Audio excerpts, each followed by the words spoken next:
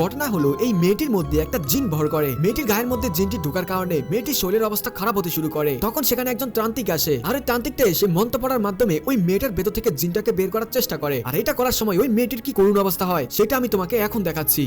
¿Cuál es tu nombre? Ahora mismo te mando a castigar. Los ángeles.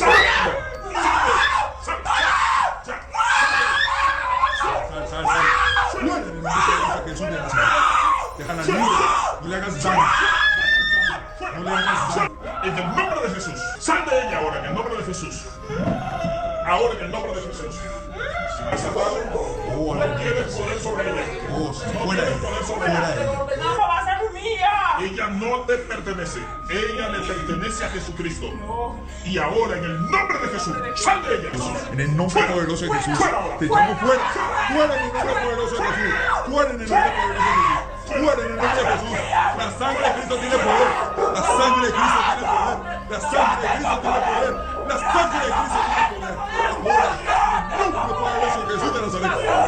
তো এমন আরো real horror video দেখার জন্য নিচে এখানে ক্লিক করে লং ভিডিও দেখে আসো।